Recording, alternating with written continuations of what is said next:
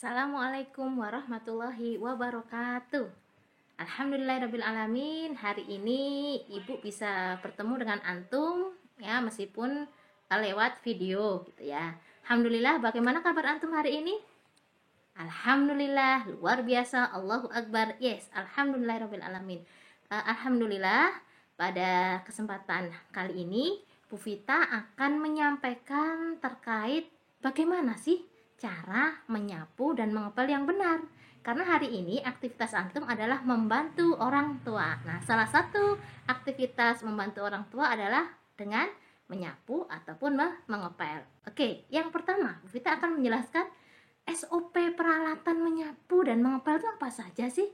Nah, yang pertama, harus bersih itu peralatan dan tidak bau. Nah, bagaimana supaya peralatan itu tidak bau? Caranya, sebelum dan sesudah kita menggunakan peralatan tersebut, maka kita harus membersihkan. Dan yang kedua, simpan peralatan tersebut dalam kondisi terbalik.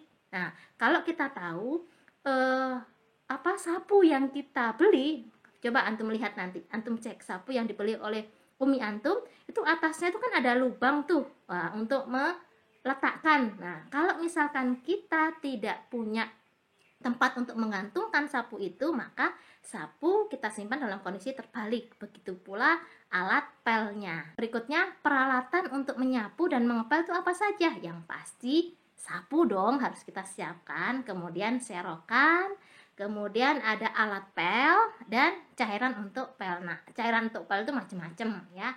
Ada Soklin, pembersih lantai. Maaf, Vita tidak promo.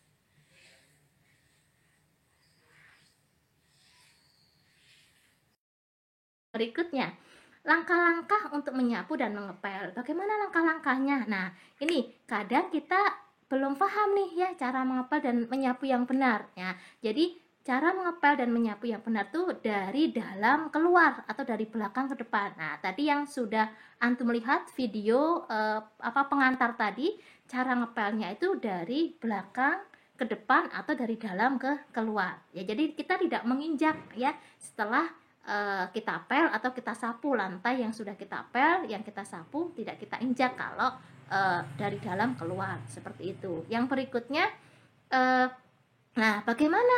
Kan biasanya kalau kita ngepel itu kan alat pelnya itu harus kita masukkan ke cairan itu gitu lah. Nah, seperti apa? Apakah setiap kali kita ngepel itu kemudian cairan itu kita masukkan lagi ya? Maaf, alat pel itu kita masukkan lagi? Tidak, ternyata itu bergantung dari luas area yang kita pel dan bergantung dengan kondisi kotoran. Jadi kalau kondisi kotorannya itu berat, nah bisa jadi memang sekali gitu ya dalam misalkan satu putaran gitu ya, kemudian kita celupkan atau kita masukkan ke cairan tersebut. Tapi kalau ringan ya, kotorannya ringan, biasanya di rumah-rumah itu insya Allah nggak berdebu gitu ya, misalnya nggak tebal banget debunya, kotorannya berarti bisa sampai beberapa meter gitu ya, baru kemudian kita celupkan lagi pel tersebut ke cairan. Oke, yang berikutnya, nah terkait penggunaan cairan pel, karena macam-macam ya cairan pel-pelan yang ada di luaran sana, maka supaya tidak salah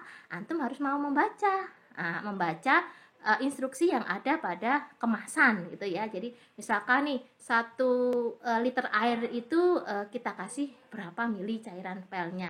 Yang terakhir ya, jadi kondisi atau hasil yang baik setelah kita mengepel lantai itu bagaimana? Yang pertama, lantai itu tidak membekas ya, lantai tidak membekas dan tidak ngebayang. Nah, ini berkaitan dengan jumlah cairan juga yang kita gunakan gitu ya. Jadi kalau terlalu banyak ternyata tidak bagus gitu ya, cairan yang terlalu banyak ya. Yang berikutnya adalah kondisi lantai itu tidak bau amis. Nah, bau amis ini muncul biasanya dari alat pel yang kotor. Nah, insya Allah itu materi yang kita sampaikan untuk pertemuan hari ini, semoga bermanfaat. Dan jangan lupa, yuk kita praktekkan sama-sama. Assalamualaikum warahmatullahi wabarakatuh.